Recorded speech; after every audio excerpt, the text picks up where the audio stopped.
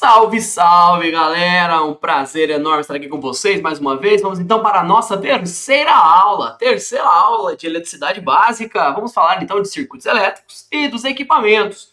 E aí, na próxima aula, a gente vai fazer uma aula prática, tá? Vou te mostrar como medir, como usar, o que fazer e algumas coisas mais. Aqui, a gente vai fechar então a teoria falando de onde os equipamentos se encaixam, né, dentro do circuito, como é que funciona. Bom, na prática, então, você viu aí na aula passada que um circuito elétrico, tá? Um circuito elétrico, ele funciona assim, ele vai ter uma fonte, eu posso desenhar assim, tá bom? Que fonte é essa, professor? É uma fonte de alimentação, onde da fonte existe uma tensão e vai surgir uma corrente.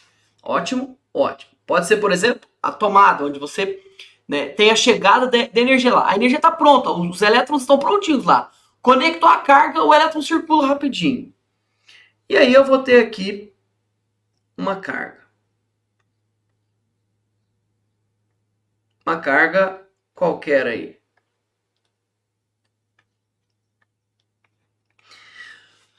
Nós dissemos que essa carga ela pode ser medida em ohms, tá? Ohms. Mas você vai ver lá nas aulas de rede, por exemplo, nas aulas de rede de computadores, o professor vai falar para você sobre um cabo coaxial que precisa de um casamento de impedância. Ou seja, um cabo que precisa, ou que tem uma coisa medida em ohms também, mas eu chamei de impedância. Por quê? Porque essa carga, vamos falar um pouquinho da carga. Esta carga, ela possui resistência. E se for puramente resistivo, por exemplo, um chuveiro elétrico, só tem o resistor lá. Ferro elétrico, só tem o resistor lá, né? Então nós vamos medir isso aí em ohms. Mas se a carga tiver, por exemplo, um capacitor, que é medido em Faraday, ou se tiver um indutor, que é medido em Henry, tá?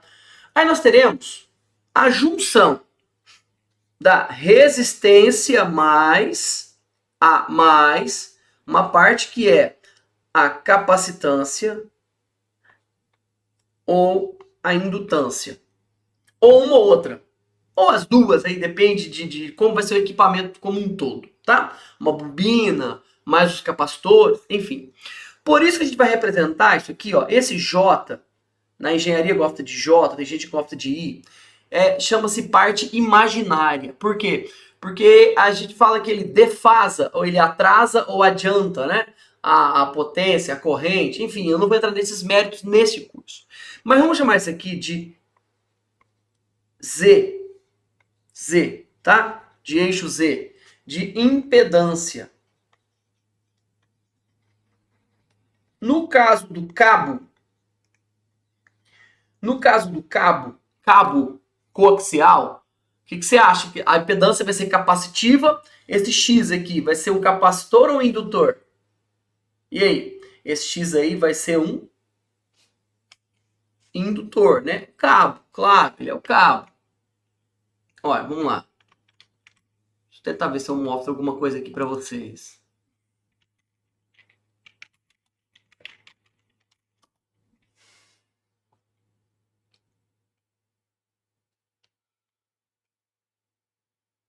Não dá. Não dá para mostrar. Ótimo. Mas mesmo assim, tá? Mesmo assim, se você for medir a resistência, se você for medir a capacitância, né? A gente chama de L aqui, né? De C de capacitância, mas é em Faraday, e de H de ohms, né? É o símbolo do ômega aí. Não tem problema, não mostra. Mas enfim, independente dessa carga aqui, o que eu quero que você vislumbre dentro da nossa teoria é que quando o professor de redes fala de indutância, ele está falando de algo que é uma parte de resistência e uma parte que você vai saber, ou pode ser indutor ou capacitor, ou os dois. Aí, tudo bem? Por quê? Porque isso faz diferença na potência. Lembra lembra comigo qual que é a fórmula da potência? Potência elétrica. Lembra aí para mim, da aula passada. Potência é U vezes I. Ou, dependendo do equipamento, se você lembrar da primeira lei de Ohm, que U é igual a R vezes I, você vai poder falar para mim que, por exemplo, potência é R vezes I ao quadrado. Mas e se não for R? E se não for uma resistência pura? E se for uma indutância?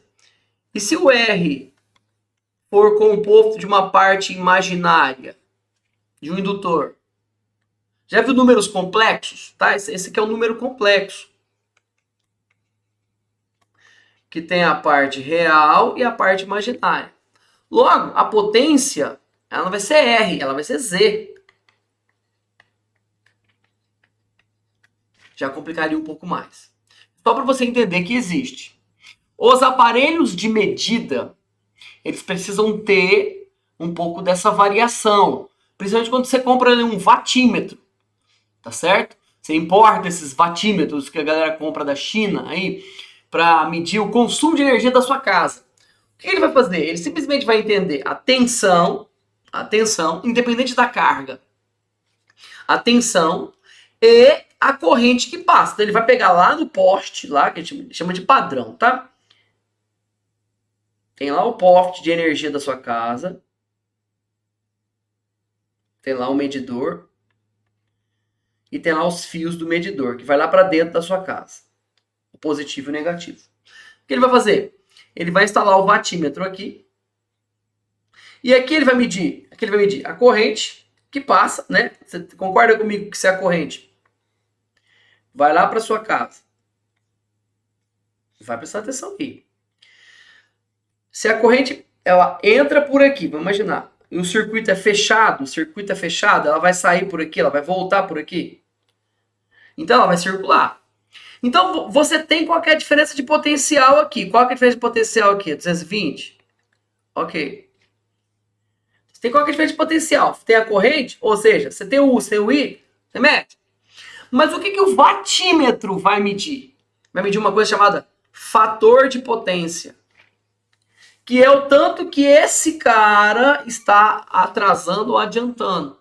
Se esse fator de potência ele for muito baixo, significa que a concessionária de energia ela está fornecendo mais energia do que ela pode cobrar. Então esse fator de potência em residência tem que ser superior a 0,92. 0,92 seria o mínimo. Significa que cerca de 8% da energia que ela te fornece, ela não pode cobrar, em tese, né? Porque ela cobra outras coisas que você acaba compensando isso. Mas é por isso que indústria, por exemplo, tem muito motor, muito indutor, ele tem que fazer um banco de capacitores para corrigir o fator de potência. Então, lá na aula de redes, o professor vai falar assim, ó. O professor vai falar assim para você. Eu tenho aqui um cabo coaxial. Eu tenho aqui os computadores pendurados nesse cabo. Tem aqui computador, tem aqui computador, tem aqui computador. Na ponta desse cabo, eu vou precisar de colocar o que nós chamamos de terminadores. Chamamos de terminadores. Terminadores, que faz o casamento de impedância com o cabo e não deixa o sinal bater e voltar. O sinal não volta, ele não reverbera de volta. Tudo bem? Por que isso? Porque ele casa a impedância. Quando você monta um som do seu carro, você coloca o alto-falante lá, não sei se você já acompanhou isso, os meninos acompanham mais, porque isso é da natureza masculina, tá bom? Não é nenhum preconceito. Então, lá no alto-falante, quando o cara chega com o fio para ligar o alto-falante, lá o som do cara bombando, ele percebe que lá no fio do alto-falante tem uma bolachinha. É um capacitorzinho pregado aqui. Por quê? Porque ele está fazendo um casamento de impedância do som com o módulo. Se você tem um módulo, você tem que casar essa impedância. Porque se você defasar demais, a corrente reversa ou a corrente que sobra pode voltar e queimar o módulo. Por que é importante saber isso? Porque lá em redes o professor vai falar muito de impedância de 75 ohms. O que é uma impedância 35 ohms? Significa a indutância mais a resistência do cabo. Tá bom? Para você saber de onde veio. Ótimo. Vamos pegar o circuito agora. Que a gente conversou sobre ele. Um circuito aqui tem uma alimentação de 110 volts. E aqui ele vai ter uma carga. Bom, essa carga agora pra gente, pouco importa saber. Tá? A gente só sabe que é uma carga. Pode ser capacitiva, resistiva, pode ser a fonte do computador, pode ser sua casa inteira, não importa. Certo? Nós sabemos que aqui, então, circula uma corrente elétrica. E consegue olhar para esse circuito e enxergar que neste ponto aqui, que eu vou chamar de ponto A, ponto B, eu consigo medir a diferença de tensão desses dois pontos? Ou seja, eu consigo saber que a diferença de tensão entre esses dois pontos é 110? Sim. Mas você concorda comigo que não tem nenhuma resistência aqui? Então esse ponto A ele se transfere para cá e esse ponto A também, esse ponto B também se transfere para cá. E aqui eu tenho uma carga. Deixa eu colocar essa carga um pouquinho para cá. Vou colocar ela no meio aqui, tá? Fica mais bonitinho.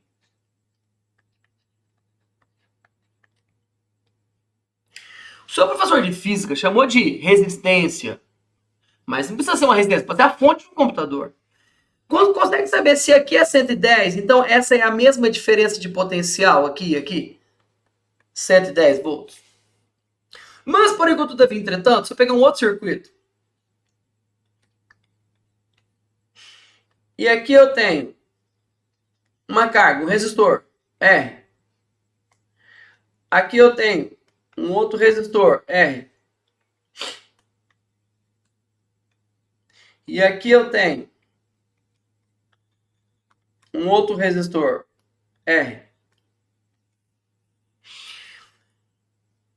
Será que eu posso falar que é o ponto A e o ponto B para te ajudar? Se eu falar que a diferença de potencial entre o ponto A e o B, entre os pontos A e B, é de 110 volts, se eu chamar esse ponto aqui de C, esse ponto aqui de D, eu posso falar que entre C e D também é 110 volts? Não, não posso. Por que não? Porque esse ponto A deveria... Deixa eu mudar a cor da canetinha para você ver. Esse ponto A deveria se transferir para cá. E aqui ele encontra uma resistência. Quando essa corrente passar por aqui, ela vai gerar uma queda. Uma queda no sentido contrário. A gente aponta assim, ó, uma queda de tensão. Aqui vai ter um Vzão, um V1, tá? Que eu vou chamar de V. Aqui eu vou chamar de V1. Aqui vai ter uma queda. Quando essa corrente chegar aqui, ela vai se dividir. Ela vai vir uma parte, a corrente chega aí aqui e aqui, certo? Ela encontrou 9 no circuito, ela vai dividir aqui, ó, I1 e vem para cá, cai aqui e I2, certo? I1 e I2. Então desce aqui I1 para cá I2. Quando I1 passar para cá, ele vai ter uma queda de tensão aqui, que eu vou chamar de... Aqui eu chamei de V1, vou chamar de V0, vai. V1 e aqui, onde passou I2, vou chamar de V2. Posso dizer, olhando para o circuito, se eu pegar esse ponto C, tentar transferir ele para cá, ele vai chegar aqui sem resistências? Sem. Esse ponto D, que está ocupado, se eu tentar transferir ele para cá, ele vai chegar para cá sem resistência? Sim. Então eu posso dizer que, neste caso, nesse circuito, a tensão V1 é igual à tensão V2? Sim. Posso afirmar que I1 é igual a I2? Não. Não posso. Só poderia afirmar isso se o R aqui, chamar de R1, fosse igual ao R2. Vamos imaginar que o R1 seja o dobro de R2. Então, se R1 vale 2, vou falar que o R2 vale 1. Então, se aqui vale 2, aqui vale 1. Então, a corrente que ia passar onde tem mais resistência é menor. Mais resistência, menos corrente. Resistência, eu vou resistir à corrente. Então, quanto maior a resistência, menos corrente vai passar ali. Logo, eu poderia dizer que se R1 é o dobro de R2, eu poderia dizer que I2 é o dobro de 1.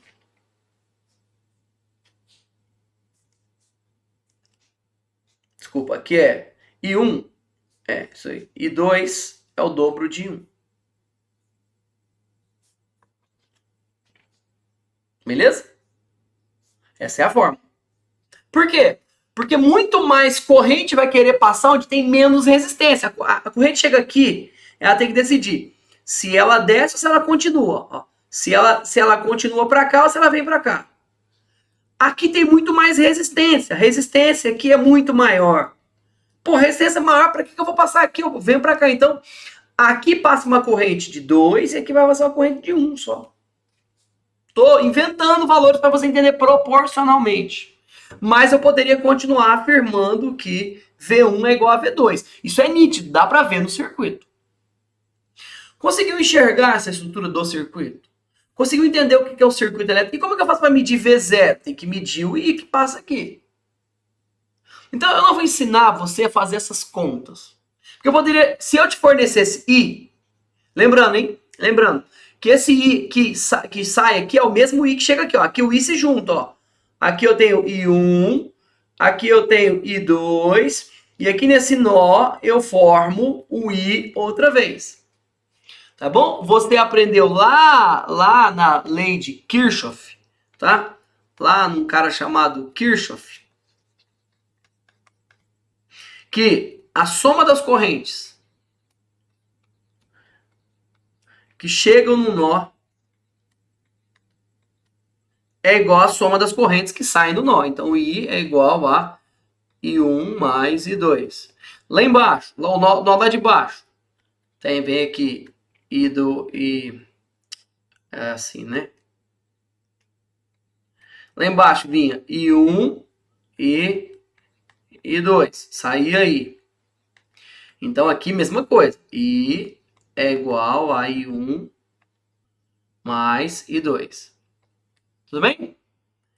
Então, você viu lá que se eu tenho dois resistores em paralelo, a tensão daqui a aqui é igual à tensão daqui a aqui. Ou seja, essa queda de tensão aqui é igual a essa queda de tensão aqui. Agora, as correntes que descem aqui, se tem uma corrente chegando aqui, vai depender do valor dessas resistências. Ok? Ok. Mas, professor, como é que eu faço, então, para olhar para esse circuito aqui e achar olhar para ele desse jeito aqui, ó? Porque na minha casa, as cargas estão todas separadas. Eu tenho tomada num canto, tomada no outro, chuveiro no outro, e assim vai. Então, eu tenho que medir para que eu consiga achar, né, a potência da casa toda. O consumo, a energia elétrica da casa toda. Eu tenho que ir lá no poste de energia e medir lá a entradinha. Ou seja, a corrente que entra para alimentar a casa, e a tensão que alimenta a casa. Aí você conseguir entender a potência total. Dependendo de quantas horas essa carga toda ficar ligada, você vai conseguir calcular a energia elétrica, mas você não sabe. Porque você sabe que às vezes uma tomada fica funcionando, uma lâmpada é ligada, é desligada, enfim. Esse negócio varia muito. Por isso nós temos equipamentos que medem constantemente isso aí. O que a gente precisa aprender agora é como usar. Existe um equipamento muito famoso chamado multímetro. Multímetro. Esse tal de multímetro foi o que eu coloquei aqui para vocês. Ah, bonito. Ah, agora apareceu a Margarida aqui. Bom, seguinte. Multímetro. Esse tal de multímetro, eu vou mostrar a imagem dele aqui para vocês, ver se dá para ver mais pertinho.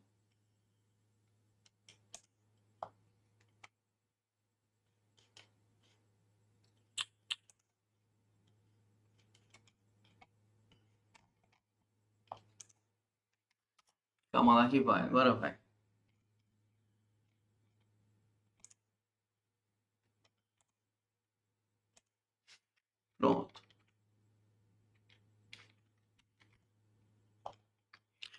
pegar um multímetro aqui. No.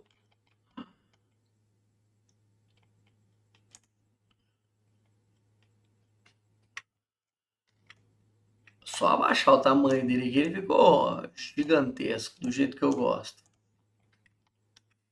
Então vai. Aqui. Ó.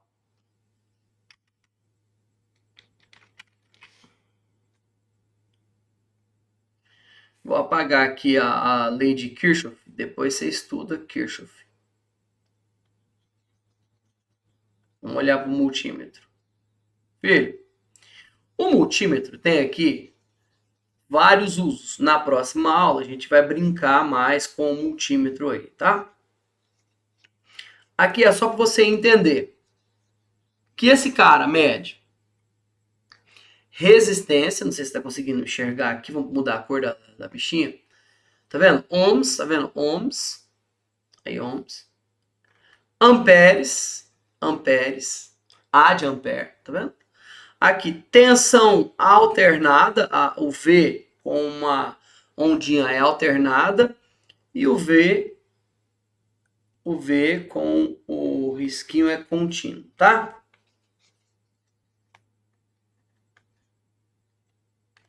Alternado e contínuo. Beleza? Depois mede temperatura, em Faraday, em graus Celsius, mas o que importa é aqui. E mede continuidade também, que é o diodinho, né? O pip, é a continuidade aí. Beleza?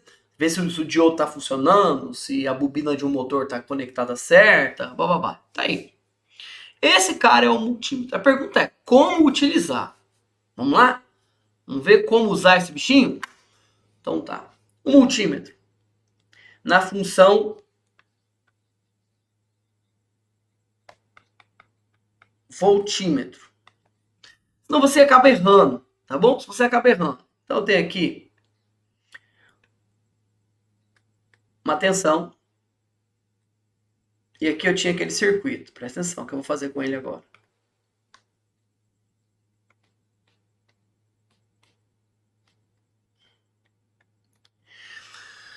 Se você quiser saber o todo, eu quero olhar daqui para cá, ó, quero olhar daqui para cá, eu quero saber essa tensão aqui, ó. Eu sei qual é essa tensão, é a mesma dessa, não é? Esse ponto e esse ponto não se confundem. Se eu colocar A e B aqui, então se aqui é 110 volts, daqui vai ser 110 volts também. Agora, se eu quiser saber qual que é essa tensão aqui, aqui eu vou chamar de V0. Aqui eu vou chamar de V1, que é o mesmo, não sei se você conseguiu enxergar, de V2. QR. O que eu tenho que fazer? O voltímetro, ele precisa ser colocado sempre em paralelo. Opa. E mais, além de ser colocado em paralelo, uma coisa que você precisa lembrar, vislumbrar na sua cabeça aí, é que a resistência interna do voltímetro, ela tem que ser muito grande, ou seja, tender ao infinito. Infinito não existe, não é número, mas tem que tender ao infinito, ou seja, tem que ser muito grande. Tá? Tem que ser muito grande. Por que muito grande, professor? Porque senão você vai ter uma medida inexata. Quer ver? Eu vou tirar esse V2 daqui e vou mudar a cor aqui do pincel. Olha só que bacana. Se eu colocar um voltímetro aqui,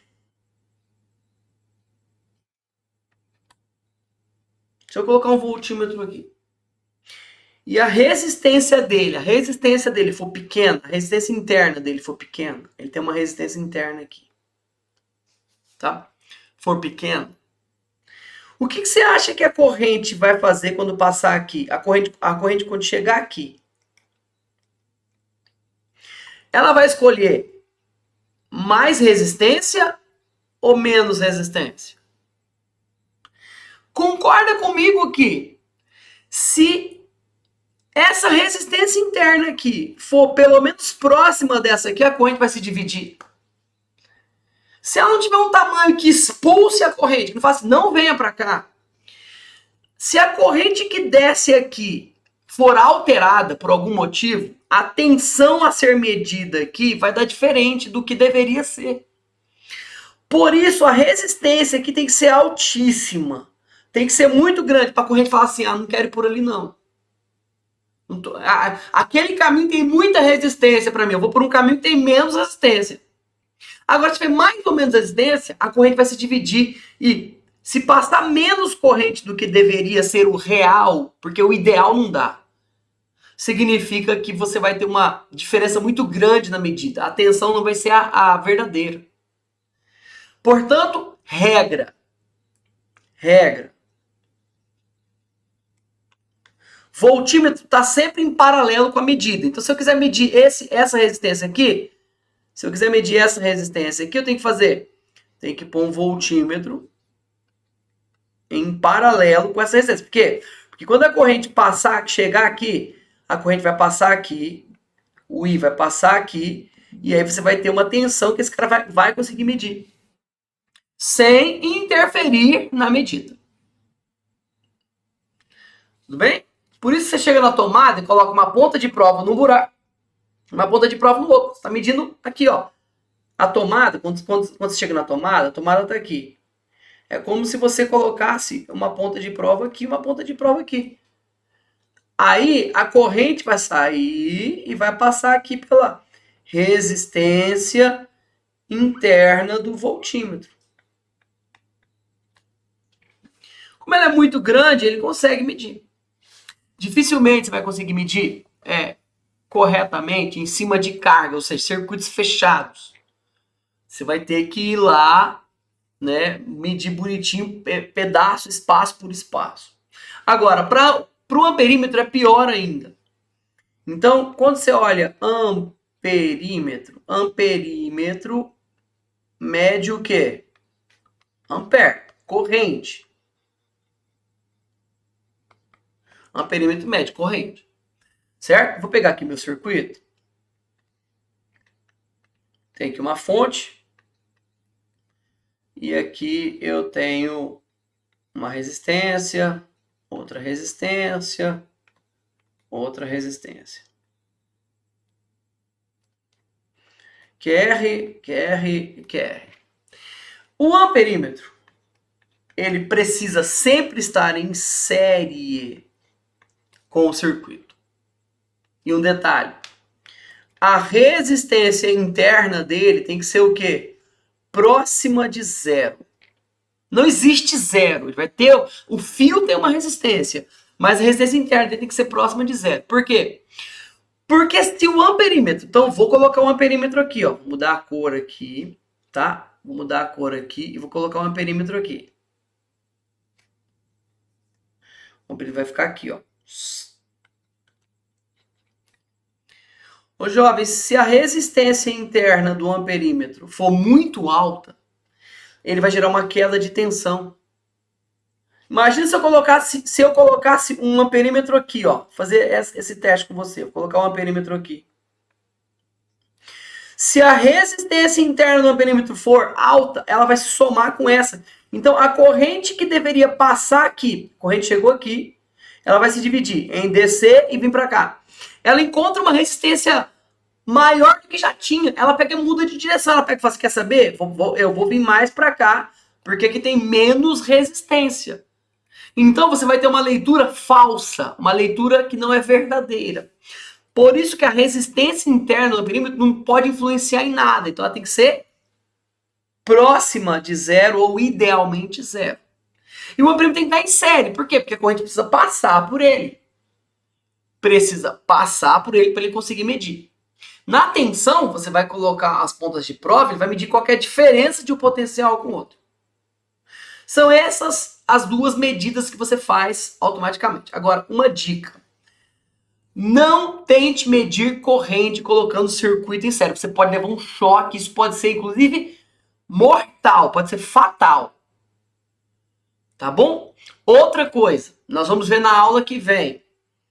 Tensão alternada é muito diferente de tensão contínua. Se você errar o multímetro, você queima ele. Por isso que, por segurança, para a segurança das pessoas, existem os amperímetros de alicate, tá? O amperímetro de alicate. Então você vai medir, você simplesmente coloca ele, tá? Coloca ele sem precisar abrir o circuito, porque é muito perigoso, tá? É muito perigoso. É isso que eu quero dizer para você.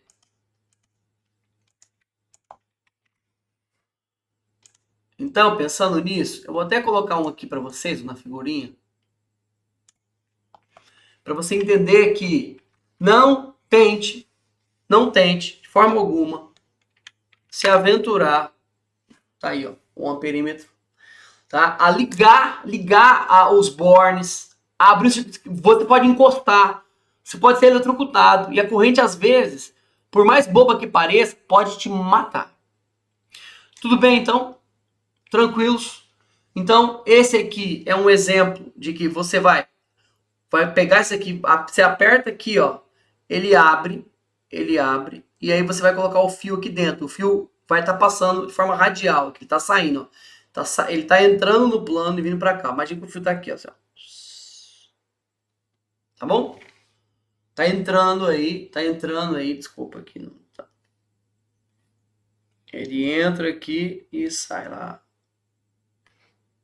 Ó. Bacana? Tá aí.